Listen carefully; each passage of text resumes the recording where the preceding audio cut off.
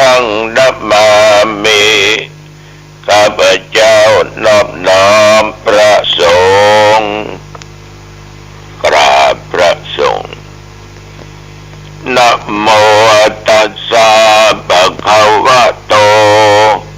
ขอนอบน้อมแด่พระผู้มีพระภาคเจ้าพระองค์นั้นอรหัตโตซึ่งเป็นผู้ไกลจากกิเลสสัมมาสัมพุทธัสสะตรัสรู้ชอบได้โดยพระองค์เองนะโมตัสสะภะคะวะโตขอนอบน้อมแด่พระผู้มีพระภาคเจ้าพระองค์นั้นอรหัตโตซึ่งเป็นผู้ไกลจากกิเลสสัมมาสัมพุทธัสสะตรัสรู้ชอบได้โดยพระองค์เองนะโมตัสสะภะคะวะโตขอนอบน้อมแด่พระผู้มีพระภาคเจ้าพระองค์นั้นอรหัตโตซึ่งเป็นผู้ไกลจากกิเลสสัมมาสัมพุทธัสสะตรัสรู้ชอบได้โดยพระองค์เองกราบหนึ่งกราบสองกราบสามพุทธังสารนังกัจฉามิธัมมังสารนังกัจฉามิสังฆังสารนังกัจฉามิทุติยัมปิพุทธังสารนังกัจฉามิทุติยัมปิธัมมังสารนังกัจฉามิ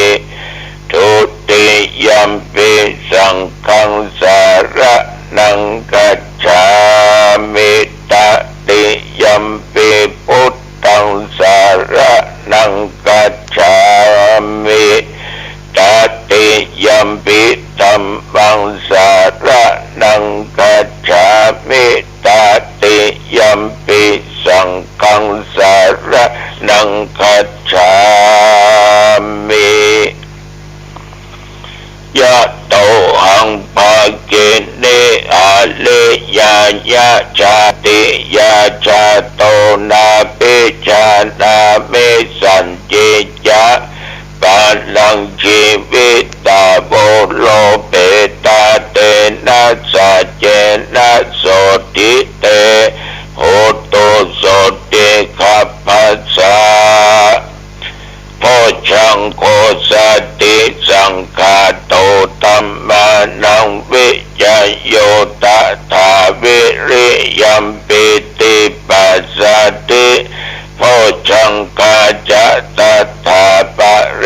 สัมมาตุเปกะโพชังกาสัตเตเตสัมปะทัสสินามุนินาสัมมาทักกาตาปะวิตาปะโอเลกะตาสังวัตตันติอภิญญายะนิพพานายะจะโพธิยาเอเตนะสัจจวัตเชนะโสติเตโหตุสัพพทา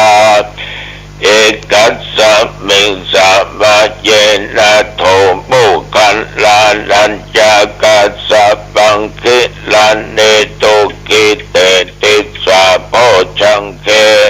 สัตตเตสานิเตจะตังอภินันติตวโรกามุตติงสุตังคะเน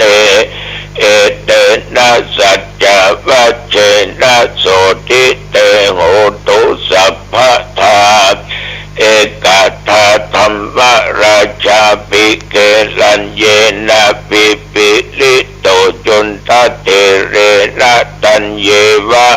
พระนาเปตัวนาสาทัลังสัมโมติตัวจะอาปาตาตัมอาวุธาสิธานะโส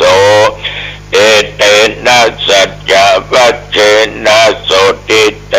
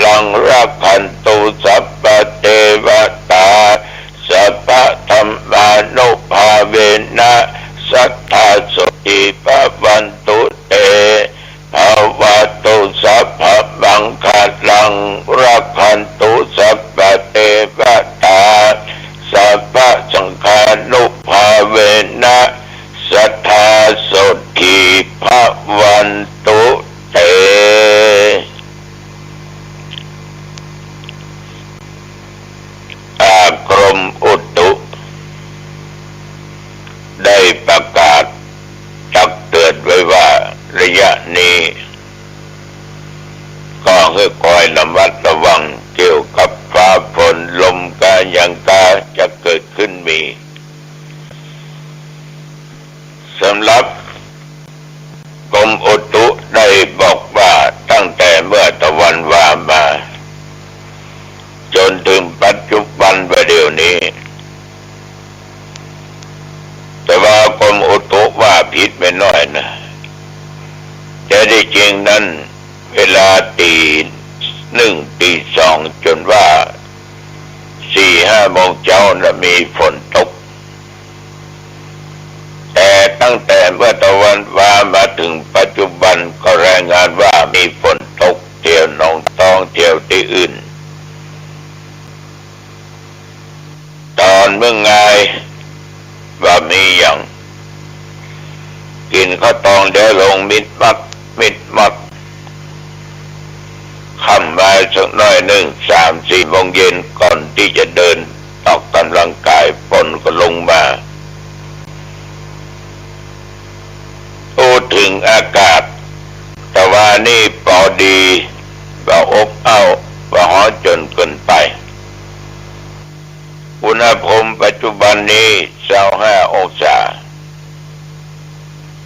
ญาติโยมท่านพุทธศาสนิกชนท่านผู้ฟังทั้งหลายส่วนมากเมื่อตะวันวาได้ก็ได้ไปทำกิจเมื่อเจ้าก็ง่ายก็ไปทำบุญตักบาตรกันที่วัดกำแพงงามภายนอกมีท่านนายอำเภอและมีหน่วยงานราชการทั้งเทศบาลทั้งชมรมกำนันผู้ใหญ่บ้านในเขตเทศบาลเพิ่นตลอดจนพ่อแม่พี่น้องญาติโยมผู้ใจบุญก็ไปรอกันจะใส่บาตรทำบุญตักบาตรเพื่อเป็นการถวายพระพรชัยมงคลแด่สมเด็จพระริยวงศาคตญาณสมเด็จพระสังฆราชแล้วก็เวลาตอนบ่ายโมงคณะสงฆ์ก็ไปร่วมกันพร้อมกันที่วัดช่างคำหลวงตำบลบ้านแหวนเพื่อหางดงมีการเจริญพุทธมนต์เจริญจิตภาวนาถวายเดี๋ยวก็มีการประชุม3-4 อย่างเรื่องการรักษาศีล 5เรื่องวัด5 สอเรื่องงานเผยแผ่เรื่องงานพระธรรมทูตก็ได้กำหนดกันว่าวันนั้นไปตำบลนั้นวันนั้นไปตำบลนี้ก็ปฏิบัติกันมาเป็นประจำทุกปีท่านทั้งหลายวันนี้ดัตธรรมภาพได้นั่งนั่งจากับญาติกับโยมที่เพิ่นมาหอมกินหอมทานเรื่องของอปัจจยะบุญสำเร็จด้วยการประพฤติการถ่อมตนต่อผู้หลักผู้ใหญ่อันนี้ก็หมายความว่าอปัจจยะนับใหม่นั่นน่ะมันเป็นการกระทำบุญที่ก็ต้องลงทุนอย่างเพียงแต่ตัวเฮาเนี่ยเป็นคนเรียบร้อยรู้จักประพฤติถ่อมตัวถ่อมตนต่อผู้หลักใหญ่ง่ายๆก็มีความเคารพนับถือว่าเป็นคนแข็งกระด้างดื้อด้านอวดหูอวดหลวงที่มันอวดหูอวดหลวงเพราะอย่างญาติโยมเพราะมันมีทิฏฐิมานะว่าเคารพยำเก่งไผ่ฉะนั้นถ้าเป็นผู้น้อยต้องให้การเคารพยำเก่งต่อผู้ใหญ่แต่การเคารพนั้นก็ไม่ออกจะต้องเคารพจากใจจริงอย่างจริงจังจริงใจ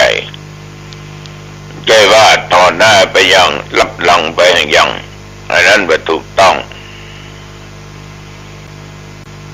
แล้วก็ใครเป็นผู้ใหญ่ล่ะผู้ใหญ่นั้นตามหลักธรรมในทางพุทธศาสนาท่านได้บอกไว้มี3 ประเภทด้วยกัน1ชาติวุฒโธผู้ใหญ่ด้วยชาติด้วยตระกูลเช่นว่าพระมหากษัตริย์หรือท่านไปเป็นลูกเป็นเต้าของชาติตระกูลที่เป็นมีศีลมีธรรมบ้างมีสีสุขญาติโยมนี่เป็นว่าชาติวุฒโธโดยชาติโดยกำเนิดที่อยู่ในตระกูลที่ดีที่งามและอีกประการหนึ่งอายุวุฒโธผู้ใหญ่โดยที่มีอายุมากอย่างอาตมาภาพถ้าในวัดนี่ก็มีอายุนักนะเพิ่นถ้าอู้ถึงเป็นการคณะสงฆ์ถึงอำเภอหางดงอาตมาภาพก็ยังมีอายุพรรษาแก่กว่านักหลายท่านหลายตนหลายองค์แต่ที่เพิ่นมีอายุมากกว่าเราอย่างอำเภอหางดงก็ยังมีเหนือกว่าอาตมาภาพไปอีก2 ตนมีครูบาวัดบ้านเกาะ86ครูบาวัดปะเป้าฝึกสลาม83 ปีแล้วก็มาตนอาตมาเนี่ยตัวเจ้าวันอตองตัวเนี่ยที่ว่ามีอายุนักนี่นะมีอายุนักฉะนั้นเอาเป็นผู้น้อยเวลาเข้าหานั้นก็จะต้องอดจับการทำเนื้อทำตัวนะมาตั้งอยู่ในความประมาทว่าลืมตัวลืมตนมีการเคารพนับถือผู้หลักผู้ใหญ่ที่ตุเจ้าอู้อย่างอี้ได้หมายความว่าจะให้คนทั้งหลายมากราบมาไหว้ตุเจ้านั่นแล้วแต่ศรัทธาผู้ใหญ่ข้อที่3คุณวุฒโธเป็นคนใหญ่ที่มีคุณสมบัติขับแก้วเนาะเป็นครูอาจารย์ก็เป็นครูอาจารย์ที่ดีเป็นผู้บังคับบัญชาก็เป็นผู้บังคับบัญชาที่ดีท่านทั้งหลายบางคนนั้นกระทำตัวเป็นใหญ่เป็นคนใหญ่คนใหญ่นี่จะต้องมีคุณธรรมเป็นคุณสมบัติคือจะต้องเป็นคนที่มีศีลกินอยู่ในธรรมการเจริญสมาธิภาวนาอยู่ตลอดเขาจึงเป็นผู้ใหญ่ได้ท่านทั้งหลายเพิ่นบอกว่าเอาอยากจะให้คนอื่นยกมือไหว้เขาหรือว่าอันเคารพเขาก็ต้องทำตัวทำตนหรือเหมาะหรือสมหรือควรที่เขาต้องยกมือไหว้และผู้ใหญ่นั้นญาติโยมก็จะต้องรู้จักต่อบุคคลตัวเขาต้องแสดงออกซึ่งความเคารพ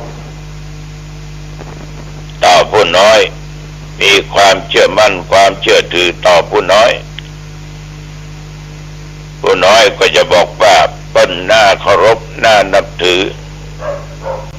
มีใบหน้ายิ้มแย้มแจ่มใสอยู่ตลอดอย่าคือเปิ้นฮักตัวเก่าต้องฮักเปิ้นก่อนเวลาเขามากราบมาไหว้วาสามันจะแนบสนิทดีเพราะจิตใจนั้นมันเกิดศรัทธา ะนั้นสิ่งเหล่านี้จึงขอฝากไปกับญาติกับโยมผู้ใจบุญทั้งหลายทุกท่านทุกคนท่านทั้งหลายต้องขออนุโมทนาต่อโยมติ๋มบุญปัญญาเป็นอย่างมากที่ได้ร่วมบุญร่วมกุศลเสริมสร้างบารมีให้แก่กันและกันเพิ่งก็ได้ทานมา2,000บุญ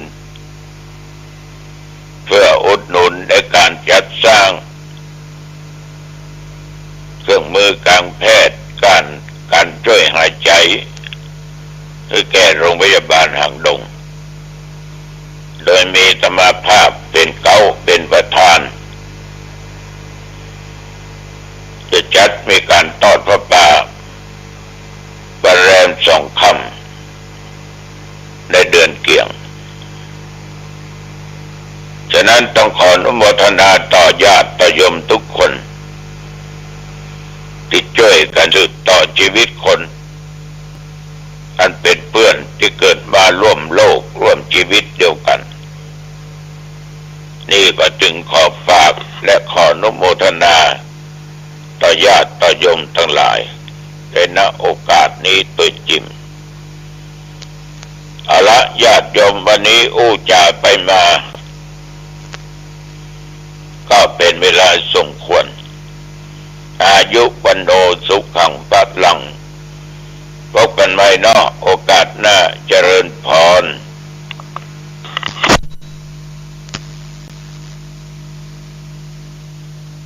สวัสดีครับท่านผู้ฟังที่เคารพข่าวชาวบ้านผมเกษตรเพชรสำริดบรรณาธิการข่าวก้าวหน้านิวกับการทำหน้าที่สื่อสารมวลชนของพี่น้องสื่อมวลชนทุกแขนงสาขา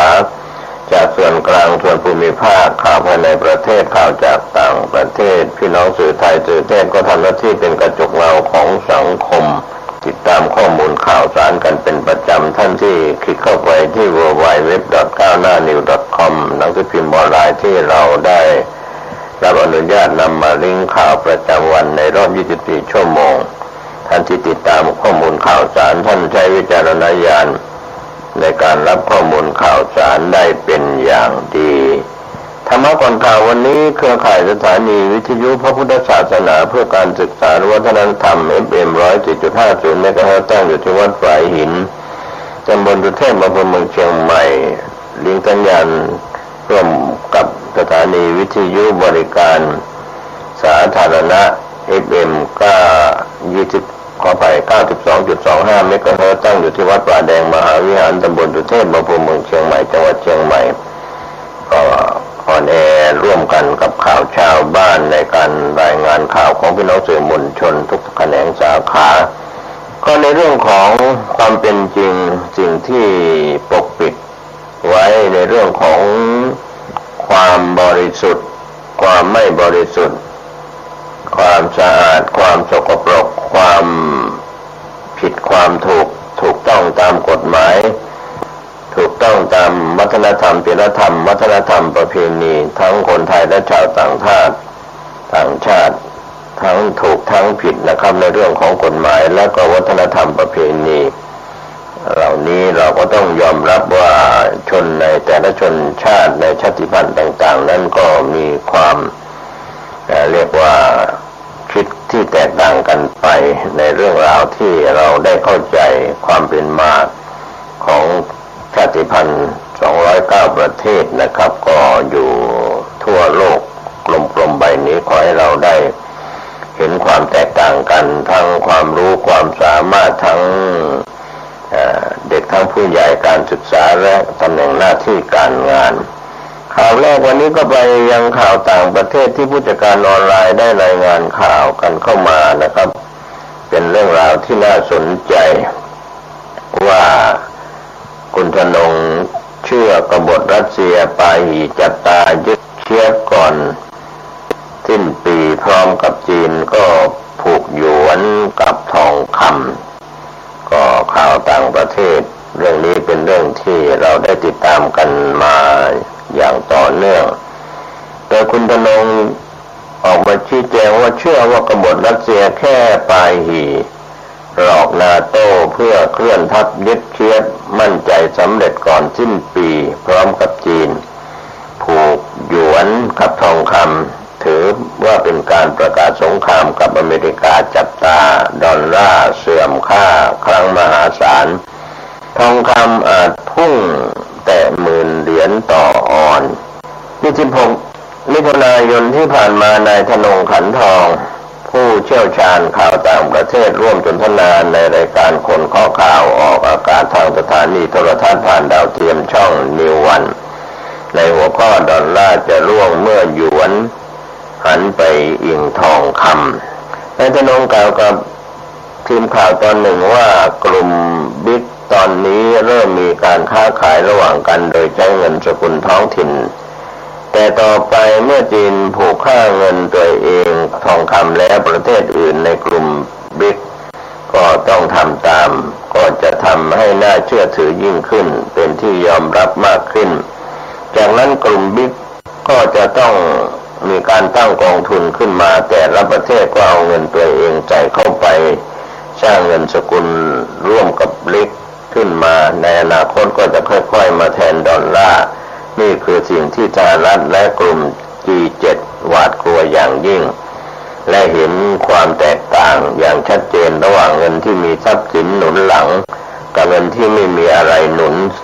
ซึ่งเชื่อกันว่าสหรัฐกับ G7 ไม่น่ามีทองคำเพียงพอหนุนหลังเงินสกุลตัวเองแล้วจะเกิดอะไรขึ้นถ้าเราเป็นนักลงทุนเป็นกองทุนธนาคารบริษัทหรือรัฐบาลที่ถือดอลลาร์หรือเงินกระดาษอื่นๆในขณะที่หยวนมีทองคำหนุนหลังคงเลี่ยงไม่ได้ที่จะต้องขายเงินกระดาษเพื่อถือเงินสกุลที่น่าเชื่อถือแทนเราจะเห็นการเทขายดอลลาร์ปอนด์เงินเยนหรือสกุลอื่นที่ไม่มีทรัพย์สินหนุนหลังหากเงินกระดาษอื่นๆต้องการดึงนักลงทุนให้อยู่กับตัวเองก็ต้องหาทองมาหนุนหลังปัญหาคืออเมริกาจะมีทองคำเพียงพอที่จะหนุนค่าเงินของตัวเองหรือเปล่าซึ่ง CIA ทางด้านการเงินเคยประเมินว่าถ้าอเมริกาใช้ทองคำที่ตัวเองมีอยู่ 8,113 ตันมาหนุนค่าเงินดอลลาร์ตามปริมาณเงินที่หมุนเวียนราคาทองคำอาจพุ่งถึง 10,000 เหรียญต่อออนซ์ตอนนี้ 1,900 กว่าเหรียญก็แสดงว่าดอลลาร์ต้องถูกลดค่าอย่างมหาศาลเกิดเงินเฟ้อครั้งยิ่งใหญ่ฉะนั้นสหรัฐต้องเลี่ยงระบบมาตรฐานทองคำให้ได้มากที่สุดให้ได้นานที่สุดเยอรมนีก็มีทองคำและอุตสาหกรรมแข็งแกร่งอาจปรับตัวได้ผิดกับอเมริกาที่ขาดดุลทุกอย่างส่วนกรณีกบฏรัสเซียนายธนงผู้เชี่ยวชาญต่างประเทศด้านข่าวนี้ก็บอกว่าเป็นละครลวงโลกหลอกนาโต้สงครามคือศิลปะของการล่อหลอกปูตินต้องการเคลื่อนกองกำลังวักเนอร์ไปโจมตีเคียฟเพื่อเผด็จศึกเคียฟ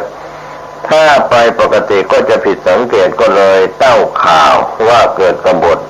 ในเยฟเกนีปีโกจินเป็นเพื่อนซีปูตินแล้วปูตินก็เป็นผู้ก่อตั้งวักเนอร์จะมาทรยศเป็นไปได้หรือแต่แล้วการก่อกบฏก็จบสิ้นอย่างรวดเร็วจนตะวันตกตั้งหลักไม่ทันเชื่อว่ารัสเซียต้องการจัดการเคียฟภายในตุลาคมหรือก่อนสิ้นปีนี้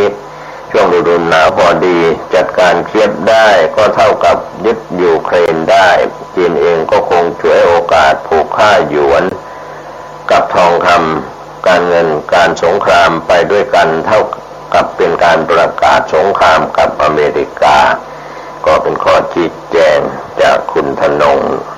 ขันทองผู้เชี่ยวชาญข่าวต่างประเทศร่วมสนทนาในรายการคนเคาะข่าว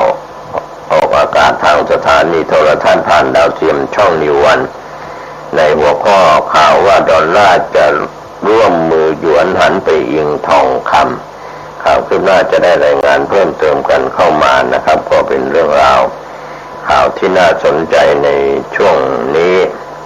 ก็มีทั้งข่าวต่างประเทศข่าวภายในประเทศข่าวท้องถิ่นที่ทางทีมข่าวได้รายงานกันเข้ามานะครับก็ขอให้ท่านได้ใช้วิจารณญาณในการเสพข่าวในข้อมูลต่างๆในเรื่องข่าวอื่นๆที่เกี่ยวข้องกับข่าวภายในประเทศของประเทศไทยก็มีเรื่องเตือนภัยสังคมนะครับที่เราควรจะได้รายงานและรับทราบกันว่ามีเรื่องการเตือนภัยที่เกิดขึ้นโดย Daily News ออนไลน์ได้รายงานข่าวภัยสังคมสาวทวิตเตือนคนนั่งแท็กซี่ระวังเจอโชเฟอร์หื่นไม่ใส่กางเกงในส่ออนาจาร27 มิถุนายน 2566 ทางทีมข่าว Daily News ออนไลน์ได้รายงานเข้ามาว่าผู้สื่อข่าวรายงานเมื่อ 26 มิถุนายนมีผู้ใช้